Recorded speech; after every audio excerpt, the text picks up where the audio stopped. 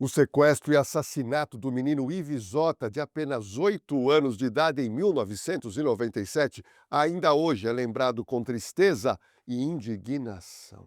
O mais impressionante foi quando a polícia descobriu e prendeu 2 soldados da PM que participaram do brutal crime. Eles eram os sequestradores. Será que os policiais que planejaram o sequestro do menino estão presos ou já foram soltos? Outro fato que chamou a atenção foi quando o espírita Chico Xavier disse que a filha Isis, que os pais de Ives tiveram após a perda do menino, seria a reencarnação do garoto. Meu nome é Jorge Lordelli, se prepara, pois eu vou te colocar na cena do crime que ceifou a vida de um garotinho por causa da ganância pelo dinheiro. Masataka Ota, pai de Ives Ota, foi pioneiro nas lojas 1,99 na região de São Paulo durante os anos 90. Ele ganhou bastante dinheiro trabalhando duro, mas isso acabou trazendo inveja e ganância de funcionários que trabalhavam para ele. Na manhã do dia 29 de agosto de 1997, vai vendo, era uma sexta-feira. Masataka e a sua esposa, Keiko Ota, dirigiram-se bem cedo a uma transportadora para resolver pendências de suas lojas. Momentos depois, o motoboy Adelino Donizete Esteves, também conhecido como Silvio da Costa Batista, segurando um buquê de flores, toca a campainha da residência da família Ota, que situava-se naquela oportunidade na Vila Carrão, zona leste de São Paulo. O filho do casal, chamado Ives Ota, de 8 anos, se encontrava junto com seu primo e a babá dos garotos. A funcionária deixou os garotos para atender a porta.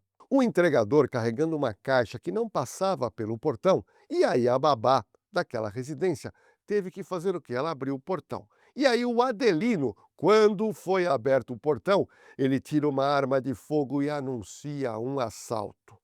Seguidamente, age como se estivesse querendo assaltar a casa e questiona se existia lá um cofre. A babá disse que não sabia de cofre na casa dos patrões. O marginal tranca o primo de Ives e a babá em um quarto, só que ele leva o garoto Ives Ota sequestrado. E aí, meus amigos, estava se iniciando um dos sequestros mais trágicos já ocorridos no Brasil. Olha o que aconteceu, 19h15 da noite, o casal Keiko e o marido chegam na residência e eles percebem o quê? Um aglomerado de policiais ao redor da sua casa e eles acreditam que estava ocorrendo algum problema com algum dos seus vizinhos. Vanessa, outra filha do casal, informa à mãe que Ives, o filho de 8 anos, havia sido sequestrado. No mesmo dia, a família se dirigiu à delegacia e o distrito da área acabou acionando, pela gravidade dos fatos, a Divisão Antissequestro de São Paulo. Imediatamente, o delegado encarregado, Dr. Marcos Carneiro, e a sua equipe assumiram esse caso emblemático. Foi um caso, eu fiz centenas de casos de extorsionamento e sequestro, trabalhei por 7 anos na delegacia, mas esse caso foi muito marcante por toda a violência e toda a exceção que esse caso carregou consigo, né? Sequestrar criança é coisa muito rara. Mesmo entre os bandidos, há uma regra de não se mexer com criança. Contudo, tem bandido que nessa regra deles, entre eles respeitam. Depois, a questão de ter policiais envolvidos. Isso aí é algo terrível, porque a sociedade sempre espera que o policial é quem vai combater o crime, não quem vai cometer o crime. E uma terceira situação é o evento morte. Então, são 3 exceções gravíssimas no caso do Ives. O delegado entrevistou inicialmente o casal que teve o filho sequestrado para saber o que estava acontecendo e tentar levantar as primeiras pistas. Dr. Marcos Carneiro agiu rápido, pois viu a gravidade da ocorrência.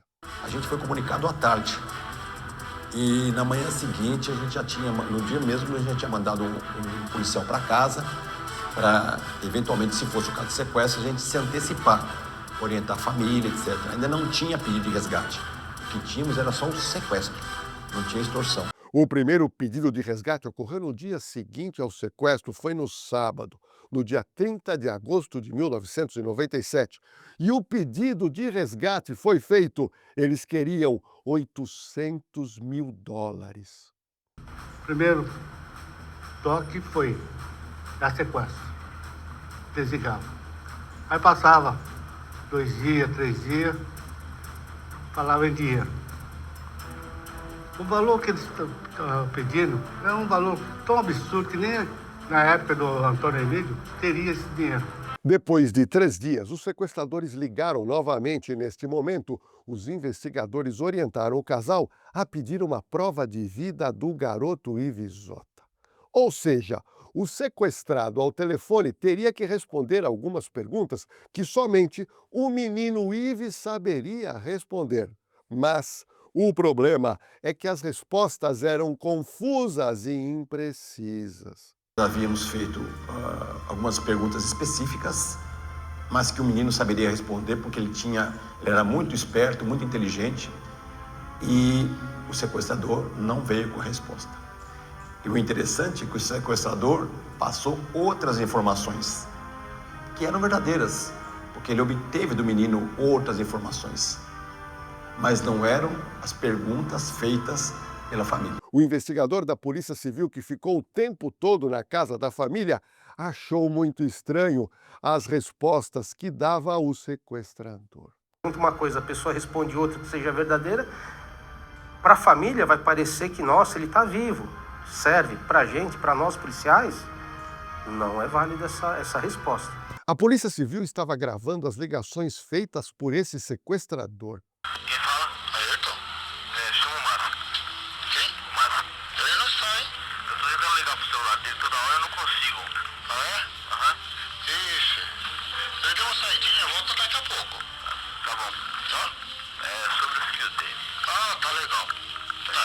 Dá pra tentar em contato com ele pra mandar ele ligar o telefone?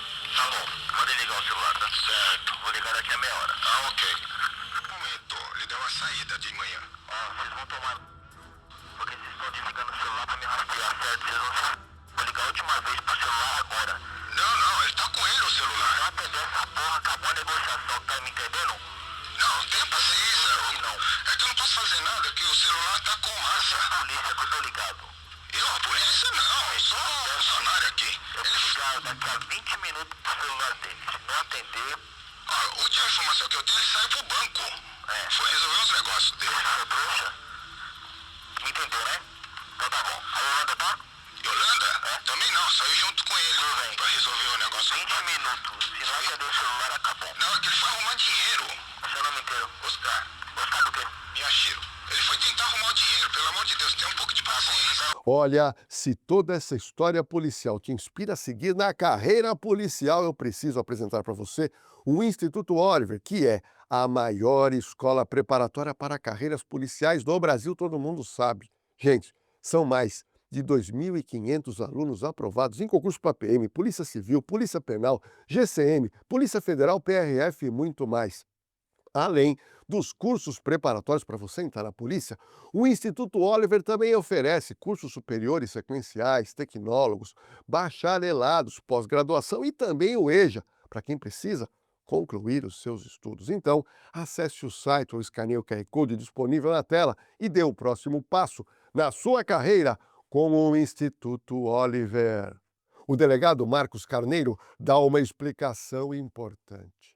Já havia celular, mas o criminoso usava o telefone público, conhecido como orelhão, né? Hoje em dia tem gente que nem conhece mais orelhão, mas orelhão praticamente em quase toda a rua de bairro tinha o orelhão. Após a primeira ligação do sequestrado, a polícia conseguiu rapidamente descobrir o local da chamada. E era, sabe da onde? Da Vila Guarani, que fica em São Paulo. O investigador Rogério ficou o tempo todo na casa da família Ota, orientando a família quando os sequestradores ligavam. E na época, vimos que a maioria das ligações efetuadas desses orelhões eram na região. Então, o que nós decidimos? Fazer o mapeamento da área, ter a maioria dos orelhões e com os endereços, para numa futura ligação a gente já saber qual orelhão ele estava utilizando e assim poder efetuar a prisão do negociador. Os policiais foram até o local aonde estava este orelhão na Vila Guarani, aonde os sequestradores estavam fazendo o quê? As ligações para a casa da família Ota. E naquela época você tinha o orelhão, que era o equipamento público que você colocava uma ficha e fazia a ligação. Bom, a partir daí, realizaram uma verdadeira campana naquela localidade, na Vila Guarani, e acabaram dando sorte à Polícia Civil, pois eles prenderam o motoboy responsável pelo sequestro, que tentou reagir, mas ele acabou desistindo e se rendeu aos policiais da Divisão Antissequestro da Polícia Civil.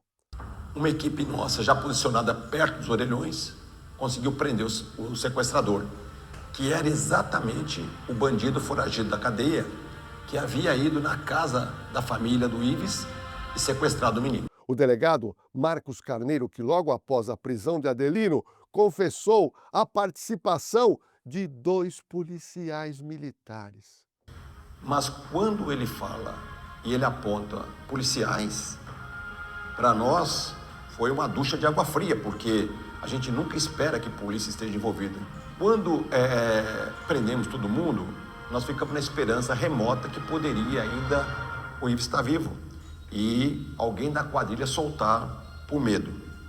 Mas infelizmente não aconteceu. Os policiais militares acusados, soldado Paulo de Tarso Dantas, tinha 34 anos na época, e também o soldado Sérgio Eduardo Pereira de Souza, que tinha 28 anos.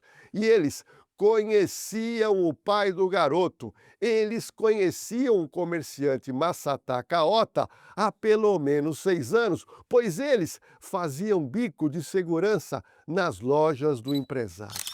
Eles trabalhavam como segurança em horário de folga na PM em um centro comercial em São Miguel Paulista, onde o seu Massataka tinha uma das suas 12 lojas que vendiam na época, ele que inaugurou essa modalidade de venda por R$ 1,99. O policial Paulo de Tarso também fazia segurança do quarteirão onde Massataka morava com a família há mais ou menos 10 anos. Logo depois da captura do primeiro suspeito, o motoboy Adelino, as investigações passam a recolher informações dos demais culpados. Na delegacia, Adelino, que já tinha passagens por roubo e outros crimes, decidiu colaborar com as investigações. Então, a pessoa fica, nossa, eu deveria ter pago, eu deveria ter feito alguma coisa, eu deveria ter protegido, o C gera uma culpa. Na carceragem do DEPATRI, que é o Departamento de Investigações sobre Crime contra o Patrimônio, que fica no bairro do Carandiru, em São Paulo, o motoboy Adelino da Costa, 26 anos, foi colocado em uma cela com outros 29 presos lá no DEPATRI. No final da tarde, ele foi espancado e violentado. A Polícia Civil, naquela oportunidade, soltou a seguinte nota, abre aspas, os presos souberam que ele havia participado do sequestro da criança e o torturaram por cerca de 10 minutos. Quando os policiais ouviram os gritos, tiraram o preso da cela e levaram ao hospital. Um policial do DEPATRI afirmou, abre aspas, quando entramos na cela, o preso não conseguia nem mais gritar por socorro. Ele apanhou até desmaiar. Ato contínuo, o criminoso foi levado à unidade de saúde no bairro de Santana, que fica ali perto do DEPATRI, atual DEIC.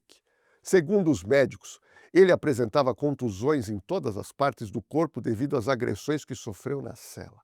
Ele também foi violentado sexualmente pelos presos. Bom, por volta das 5 horas, Batista teve alta, o Adelino teve alta médica e ele foi levado novamente para a carceragem do DEPATRI. Agora, para evitar novas agressões, ele foi colocado em uma cela separada da carceragem que tinha 19 presos jurados de morte. Mas olha o que aconteceu, vai vendo. 3 horas depois, houve uma rebelião na carceragem. Segundo a polícia, os presos rebelados arrombaram a cela aonde Adelino estava e tomaram os outros 20 presos do local como refém. Gente, pela segunda vez, o motoboy Adelino foi espancado de novo e socorrido ao hospital, junto com outros 13 presos feridos nessa rebelião naquela oportunidade no DEPATRE. Esse segundo espancamento durou cerca de 5 minutos. Em seu interrogatório, Adelino confessou que havia realizado o rapto de Ives, mas não sabia aonde ele se encontrava e que havia entregado a vítima ao policial Paulo de Tarso, que era policial militar que trabalhava como segurança na loja do pai de Ives. O pai de Ives, o seu Massataca, conta o momento exato que soube através de um telefonema que a polícia havia encontrado seu filho. Veio em casa à noite, era 8 horas da noite, né? Vieram para fazer oração, uma corrente, né? E justamente meu cunhado trouxe o nosso Aparecido e começamos a fazer oração. E eu pedi, naquele momento, para a nossa Aparecida, né? Para dar uma luz, né? Para a gente, uma notícia. De repente o telefone toca. Aí o pessoal do sequestro fala, encontramos o Ives. Naquele momento, eu falei para a família, encontraram o Ives, sabe, aquela alegria. Mas logo ele soube que o filho querido estava morto. Quando voltei a atender de novo, a notícia era muito triste. O Ives estava morto. Os policiais civis detiveram então o policial Paulo de Tarso Dantas para ser ouvido e durante o seu depoimento ele demonstrou comportamento incongruente e ainda ele suave em demasia, o que chamou a atenção do delegado do caso. O policial negava qualquer tipo de envolvimento e dizia que ele tinha um álibi. Bom, com a captura dos dois suspeitos, as equipes policiais foram direcionadas à residência de Adelino e Paulo. Numa primeira tentativa de busca na casa de Adelino, nada foi encontrado. O mesmo ocorreu na casa de Paulo, sem qualquer evidência da passagem de Ives naquele local. O delegado Marcos Carneiro resolveu fazer a segunda busca na casa de Adelino, porque eles tinham ido a primeira vez e não conseguiram nenhuma prova para saber aonde estava Ives. Eles resolveram voltar na casa do sequestrador. De roupa do Ives, vai encontrar alguma coisa, alguma mancha de sangue, alguma coisa que pudesse fazer um DNA. Sei lá, por intuição, por vontade, eu solicitei ao doutor Marcos, eu falei para ele, doutor, eu sempre fui de rua, será que eu não posso dar um pulinho lá na casa, lá para dar uma olhadinha também? Ele não se opôs, falou, não, lógico, pode ir, não tem problema nenhum. Chegamos mais ou menos no finalzinho da tarde, já estava quase escurecendo, nós resolvemos dar mais uma vasculhada. Resolvemos tirar todo aquele... Tinha roupa, tinha um monte de objetos no chão, na parte do quarto, e passamos tudo para a cozinha. E começamos a revirar. Todos aqueles objetos, ficamos vasculhando, achei uma embalagem do bichinho virtual, do Tamagotchi. Fiquei contente, falei, poxa, na negociação, o sequestrador tinha dito que teria dado um bichinho virtual para o Ives brincar e passar o tempo. Então eu fiquei com aquilo na cabeça, falei, pô, provavelmente ele tenha passado por aqui. Continuamente, numa nova busca feita na casa de Adelino, os policiais encontraram uma pequena alteração recente no piso no quarto onde dormia o casal e a filha do casal. Comecei a bater naquela parte que estava remendada, né? Por minha surpresa, quebrou muito fácil.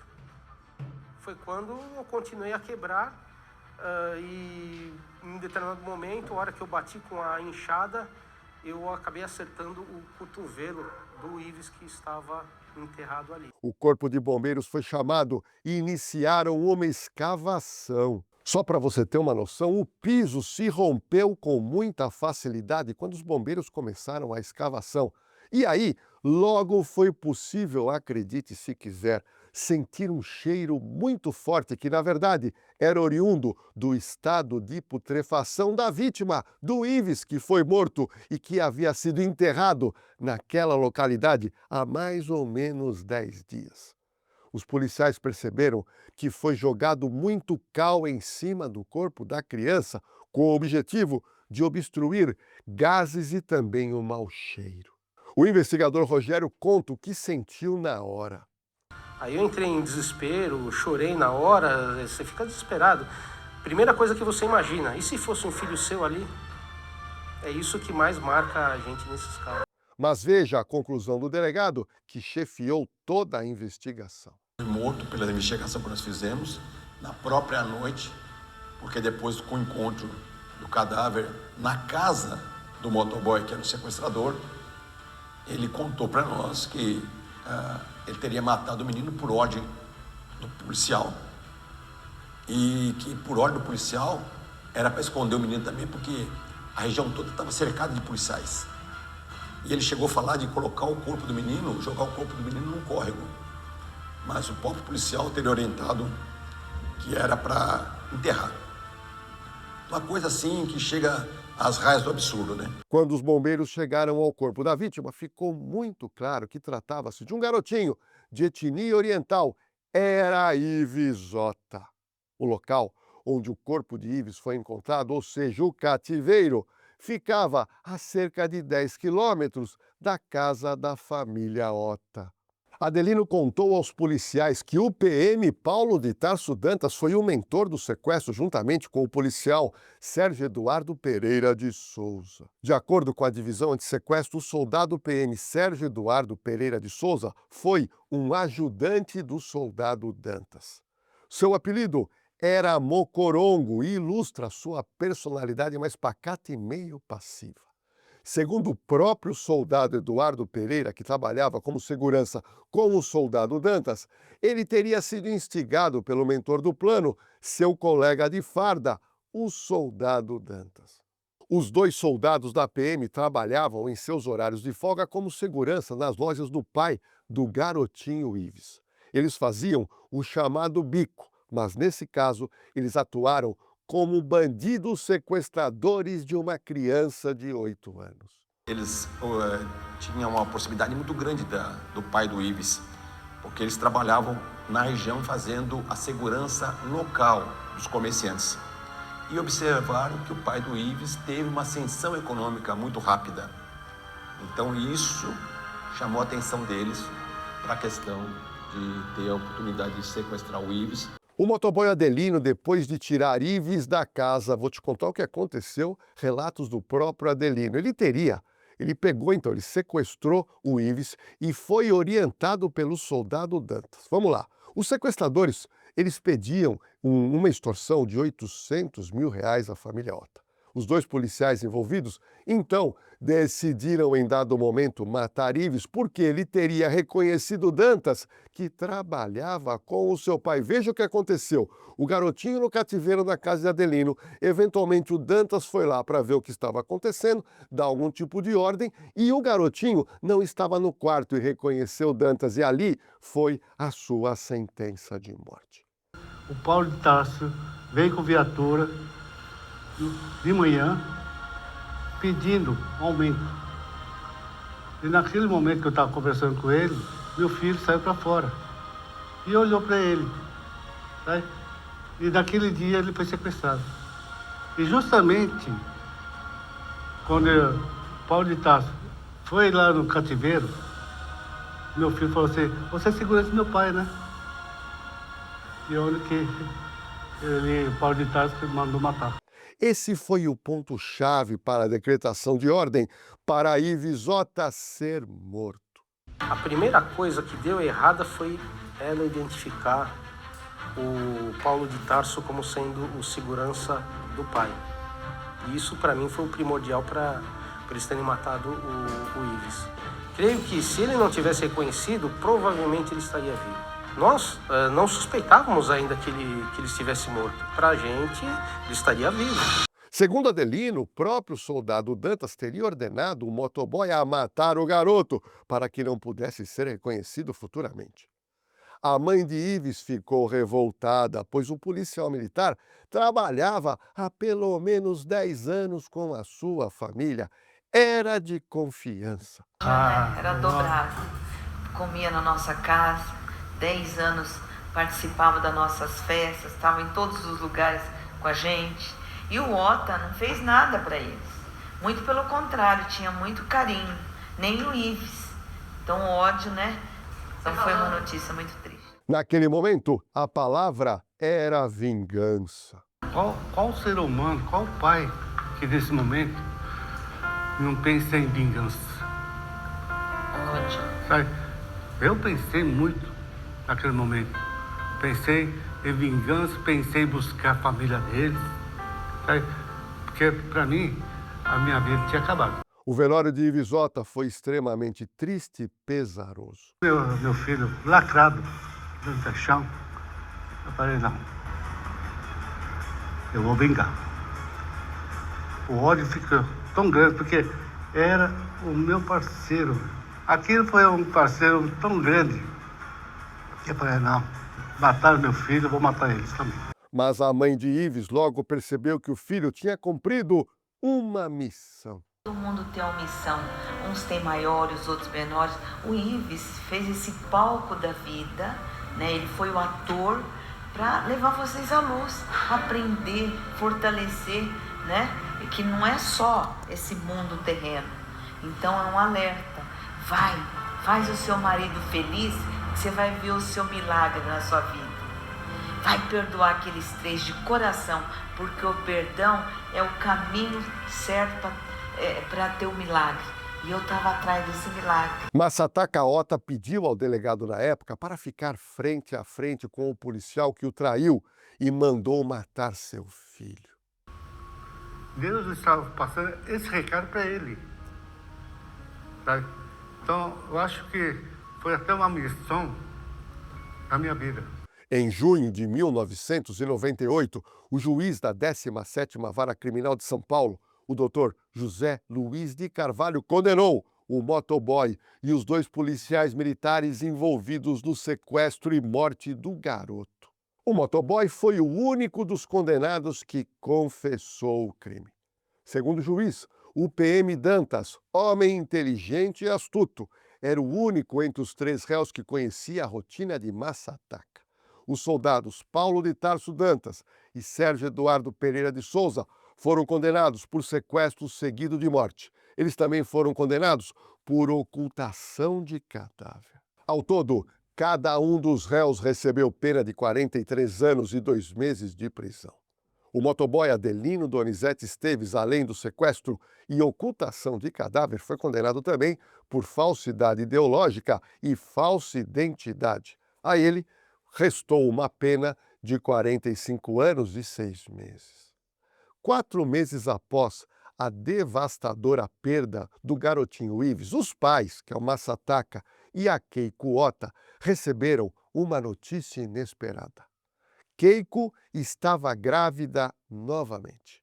Em meio à dor profunda, o anúncio de uma nova vida trouxe uma centelha de esperança ao casal. Assim, nasceu a menina Isis, uma menina que desde muito cedo começou a manifestar comportamentos e sinais que deixariam os seus pais perplexos. Desde a infância, vai vendo, a menina Isis, os pais perceberam o seguinte, que a menina demonstrava comportamentos que pareciam inexplicavelmente parecidos com o irmão falecido. Gestos, palavras e até lembranças que Isis compartilhava sugeriam uma conexão espiritual com o irmão falecido Ives. A ideia de que Isis poderia ser a reencarnação do seu irmão falecido começou a ganhar força no coração dos pais, que decidiram então buscar respostas no espiritismo. Na busca dessa compreensão, Massataka e a sua esposa Keiko Ota procuraram o famoso médium Chico Xavier, uma das figuras mais respeitadas no meio do espiritismo brasileiro.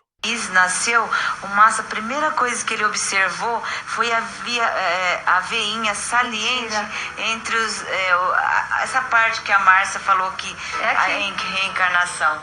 De acordo com Massataka, Chico Xavier confirmou a suspeita dos pais, afirmando que Isis seria a reencarnação de Ivisota. Essa confirmação trouxe à família uma mistura de conforto e espanto, oferecendo uma nova perspectiva sobre a tragédia que eles haviam vivido. Eu sei Mas esse vai nos ajudar. De repente, uma pessoa bate nas minhas costas assim e fala assim, o seu Chico está te chamando. Eu falei, ué, nem coloquei meu nome ali, né? Como é que... Ele, naquela época, ele já estava doente, né? Cheguei, fiquei do lado do Chico Xavier e ele falou assim, parabéns, o Ives está retornando. Eu falei, nossa, o que foi? Eu também não acreditava na reencarnação, né? Aí ele falou assim, olha, o Ives cumpriu a missão e agora está retornando para vocês.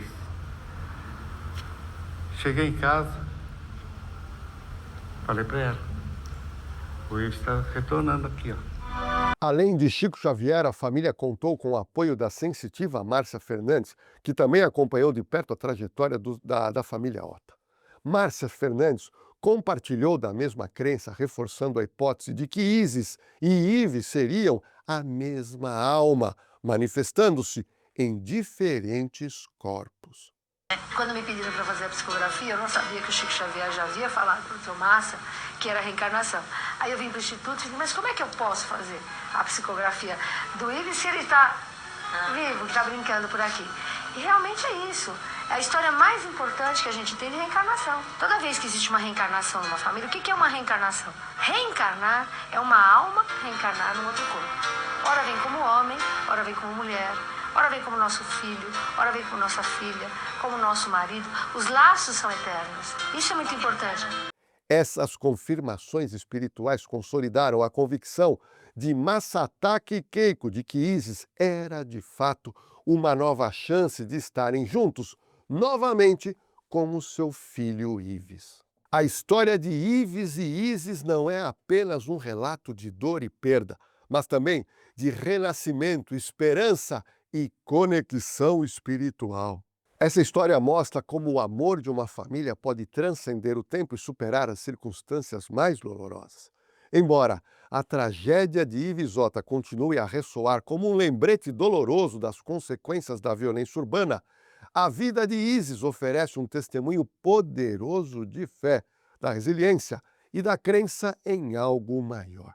O comerciante Masataka Ota, pai do menino Ives Ota, morreu aos 63 anos de idade, no dia 24 de fevereiro de 2021, vítima de câncer. Antes de falecer, o comerciante Masataka Ota, que por sinal eu conheci e nutri amizade com ele deixou uma mensagem numa entrevista. Por tudo que aconteceu comigo, com minha família, né, com o Ives, não desistir desse país, porque eu tenho a esperança que eu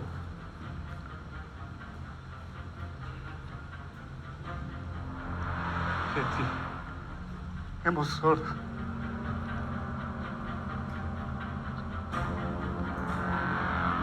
Que a gente nunca pode desistir mesmo. Eu acredito.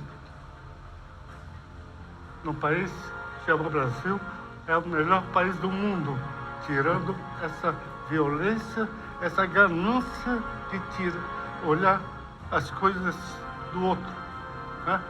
Eu acho que tudo isso aí eu aprendi com meu filho. Meu amigo Masataka, esteja você aonde estiver. Eu quero te dizer que você tem toda a razão quando falou que não podemos desistir. Mas uma coisa é verdade, meu amigo. Desde a morte brutal do seu filho em 29 de agosto de 1997, a segurança pública no Brasil só piorou e piorou muito. Muito triste ter que dizer isso para você, Masataka. Sem dúvida, o maior problema do nosso país nos últimos anos tem sido a violência urbana. Olha, agora eu quero saber a sua opinião, é claro. Bom, qual a pena você acha que deveria receber bandidos que sequestram e matam uma criança? Qual o motivo que a bandidagem cresceu tanto nos últimos 30 anos?